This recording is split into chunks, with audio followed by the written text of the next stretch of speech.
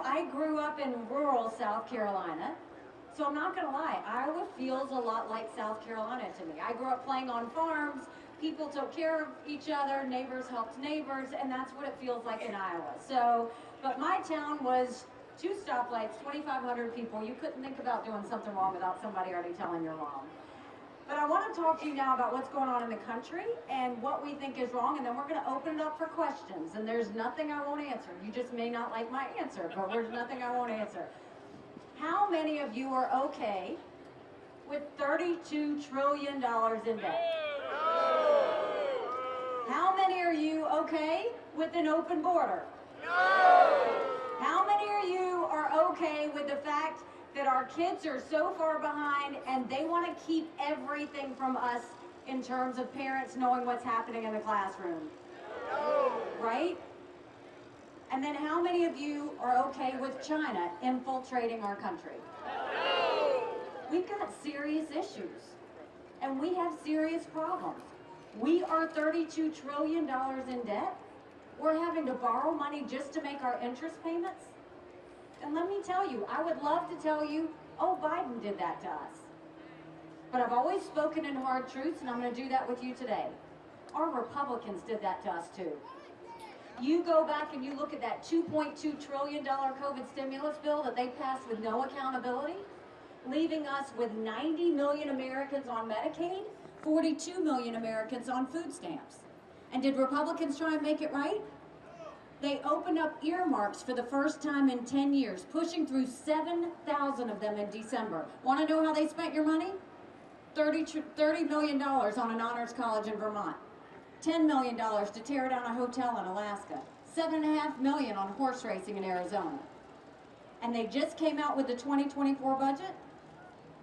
In the budget, Republicans put $7.4 billion worth of earmarks in pork projects.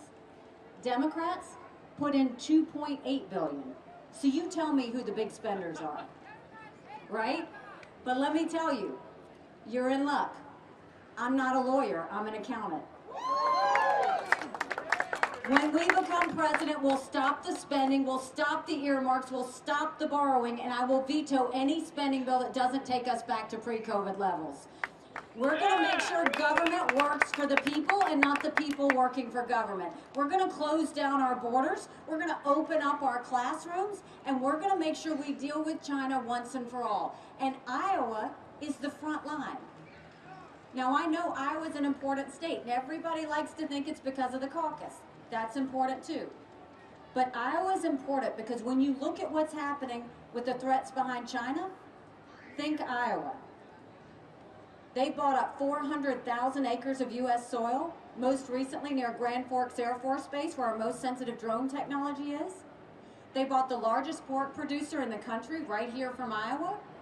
They're stealing our seed technology right here from Iowa because they're food insecure and they're trying to figure out how to do it. We've had enough fentanyl cross the border last year that would kill every single American. #1 cause of death for adults 18 to 49, fentanyl. Don't think for a second China doesn't know what they're doing when they send it over. You look at the fact they're stealing $600 billion worth of intellectual property from us every year, and they're building up their military. They have the largest naval fleet in the world.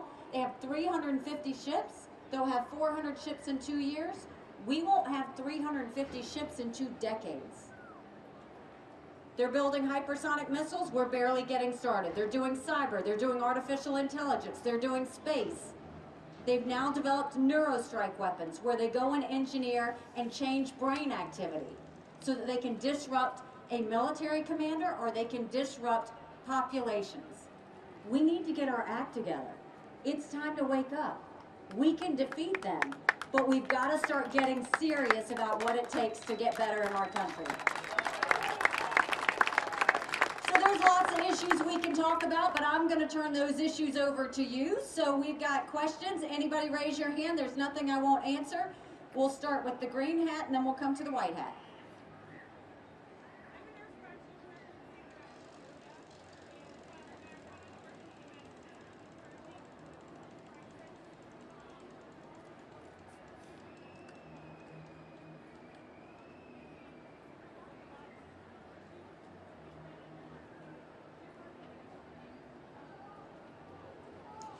Nurse practitioner, thank you very much. God bless you. And her question was about mental health. Mental health is the cancer America has refused to deal with. 1 in 4 people have a mental health issue. But if treated, they can live a perfectly normal life. The problem is if someone has issues, and we've had a lot since COVID, I know you've seen that, anxiety, depression, stress, there aren't enough therapists. There aren't enough mental health centers. If you don't get treated with mental health, you fall into addiction. There aren't enough addiction centers. And if you happen to be lucky to get one of those things, insurance doesn't cover it. So yes, we have to treat it for the cancer it is. We have to take on mental health for the sake of our kids, for the sake of our parents, for the sake of our veterans who have suffered terribly. Putting them in jail, putting them in a hospital is not where they're supposed to go. Putting them in treatment where they can get therapy is exactly where they should go. Yes, sir, right at. Yeah, so you were one of our leading voices against gay marriage. I'm curious, how do you think that's made our country worse since it's happened, and how does it inform your anti-trans views? And so, where did you get that I was against gay marriage? You were. I was? What's your name? Ty. Ty. How do you know that I'm against gay marriage? So what was your stance on that? No, but I'm asking. I honestly want to know. What makes you think I'm not for gay marriage? I Googled it today. Google is a crazy thing. Get your news from somewhere else. This is what I'll tell you. People should live the way they want to live. I believe in freedom. I believe in making sure that people can live the way they want to live, and I believe that government needs to stay out of the way. How you choose to live your life? You read the story that the presence of trans women was causing girls to kill themselves. That is not consistent with what you said. I mean, God bless you. That is not what I said. What I said is biological boys don't need to be playing in girls' sports.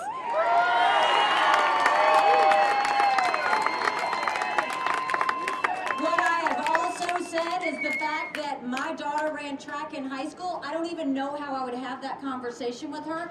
Our daughters should not have to figure out how to deal with a biological boy in their locker room. It's wrong. And I do think that we need to be focusing on the fact that strong girls become strong women. Strong women become strong leaders. That's where my focus is. And biological boys in their locker rooms doesn't make strong girls. I'll always fight for our girls. Yes, sir.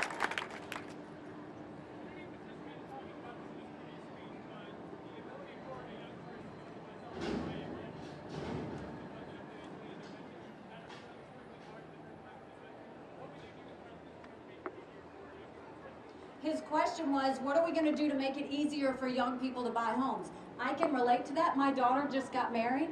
I saw how hard it was for her and her husband to buy a home. The problem is, what are we looking at? Sky-high interest rates? Why do we have it? Look at what Republicans and Democrats did to us with all of that spending. When they turned around and did all that spending, they sent inflation through the roof. The other thing is, guess what? If we were energy independent, the cost of all of that would be coming down, and the cost of what we're spending is important. But more than that, we need to put more money in your pocket. And you know the way we're going to put more money in the pocket is make sure we move a lot of the services from the federal government down to the states. Think benefits, think health care, think education. We don't need to have that in D.C. We need to let Kim Reynolds handle that in Iowa. We need to let other states handle it. When we do that, it will empower you and it will empower everybody else to have more power over their money, more power over their spending, and more in your pocket. Yes, sir.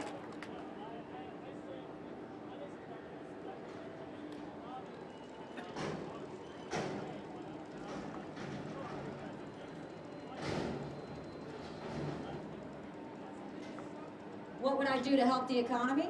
So the accountant in me would say, first of all, stop the spending, stop the borrowing, eliminate the earmarks. The second thing is you have to reduce the size of the federal government, send it down to the states. The third thing is you do what I did in South Carolina, which is you lift people up. What we saw is rather than people sitting on the couch, we took those people on welfare, we got them, I partnered them with businesses, and I said, if you will train them for X weeks, I'll pay for it. And then you decide if you want to hire them. We moved 35,000 people from welfare to work because we connected the dots. The same thing we did, we went into our prison systems. We learned what it was that was causing them to get in, what was happening when they stayed in. We basically put in computer skills in prisons. We put in financial planning. We put family planning. We put faith-based if they wanted it. And we put equipment behind the fence. And we taught them a skill. Now in South Carolina, when someone leaves the fence, they've got a job to go to the next day. We have the lowest recidivism rate in the country. We need to do that across our country. Yes, hi.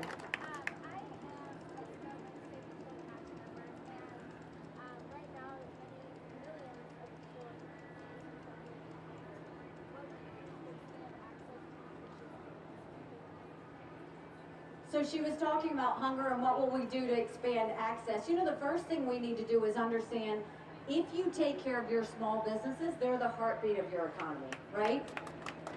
90% of our economy is small business. We need to take care of them. If they have cash flow, they don't go on vacation, they hire more people. Our goal is to get people into jobs. Our goal is to get them trained into jobs. Our goal is to make sure their kids don't suffer. I have an organization in South Carolina, and we basically go and work with all our rural children in South Carolina to make sure they have someone helping them with their homework. They have someone helping them with food because that might be the only meal that they get that day. But think about it. If we really wanted to save the children, what we should be doing is looking at the fact that 67% of our 8th graders pre-COVID were not proficient in reading or math. A few weeks ago, over 80% of our 8th graders weren't proficient in history or civics. And last week they came out and said 13-year-olds were at the lowest scores they've seen in decades in reading and math. Something's got to give. We've got to stop all the craziness that's happening in the classrooms and go back to math and science and reading. That's what teachers want to do. Teachers want to teach. We need to let them teach.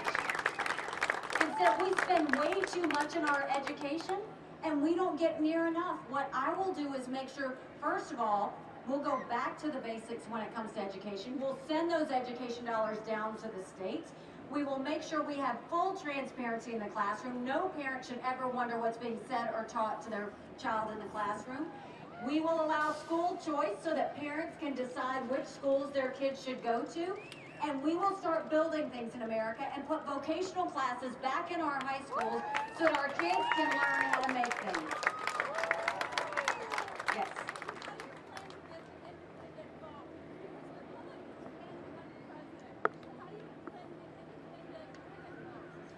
So her question was, how do you plan to get independent women's votes? And I'm assuming you're an independent?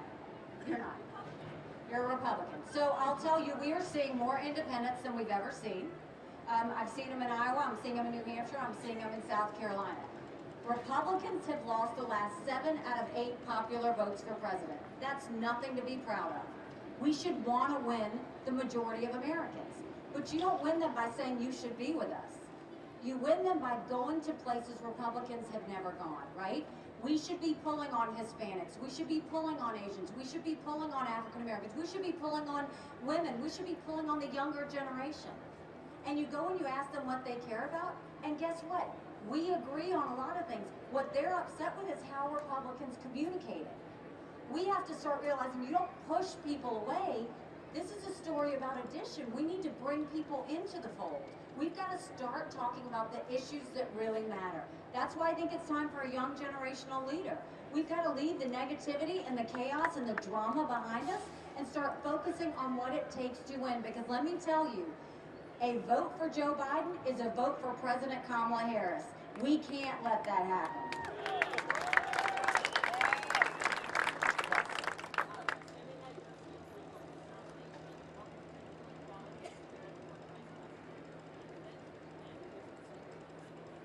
Great. So he said, when I become president,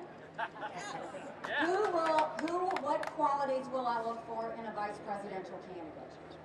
First and foremost, you want it to be someone who could run the country. I mean, that matters. They have to have leadership ability. They have to have expertise. I'm looking for a partner, someone that will make us stronger. We've got serious issues in this country. We need to make sure we've got all the ammunition we need. So I will make sure I'm not going to go and get somebody because they're a man or a woman. I'm not going to go and get somebody because of their race. I'm going to go get somebody who wants to save this country as much as I do. And while we're on the topic of that, let me tell you, we're going to make sure that we have term limits in Congress once and for all. We're going to have mental competency tests for anyone over the age of 75. And let me tell you, I'm not being disrespectful. Joe Biden thought I was being disrespectful. These are people making decisions on national security. These are people making decisions on our kids' future economy. We need people at the top of their game. These mental competency tests, I don't care if you do it for 50 and up. These are simple tests. These are like, name 4 words that start with the same letter. Name what town you were born. Name how many grandkids you have. I don't know why you're laughing. I'm just saying. All right, next question. Yes, ma'am.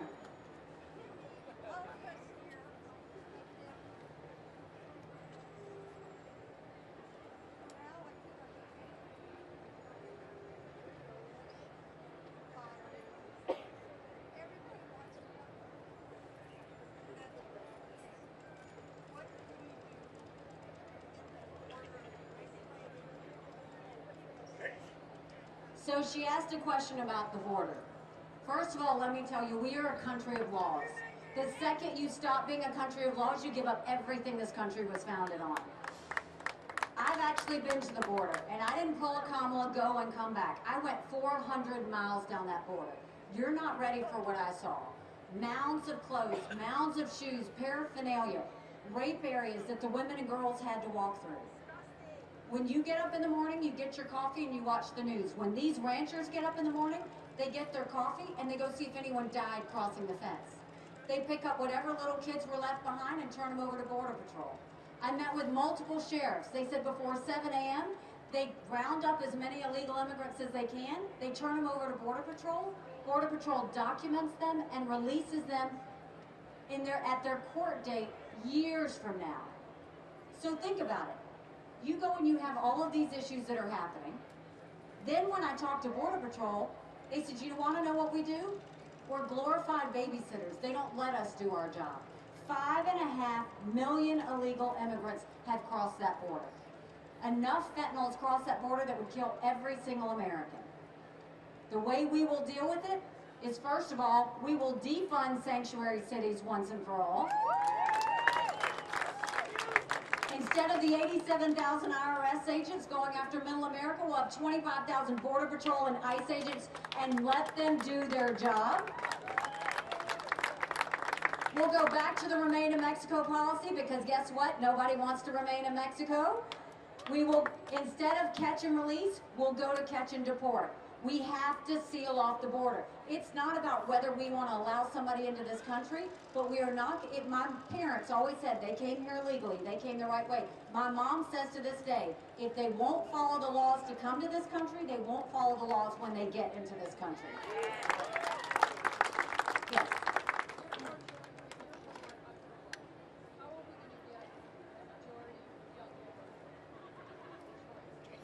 It's a great question. So she asked about the pro-life abortion issue. So first of all, I'll tell you, we have to start talking in truths when we talk about this. I am unapologetically pro-life. Thank you. Not because the Republican Party tells me to be, but because my husband was adopted. And I had trouble having both of my kids, so I'm surrounded by blessings. Having said that, I don't judge anyone for being pro-choice any more than I want you to judge me for being pro-life. So let's look at how we got here. Prior to 1973, you had 46 state laws that dealt with abortion. And then in 1973, you had unelected justices throw out those 46 state laws and say abortion anytime, anywhere, for any reason. Now we've had a wrong made right, where they basically said, we're going to allow the states to decide. Some states have gone to be pro-life. I welcome that. Some states have gone more on the choice side. I wish that wasn't the case, but the people decided. The debate at hand is, where's the federal law? So the federal law, in order to pass a federal law, you have to have a majority of the House, 60 Senate votes. I got you. 60 Senate votes and a signature of a president.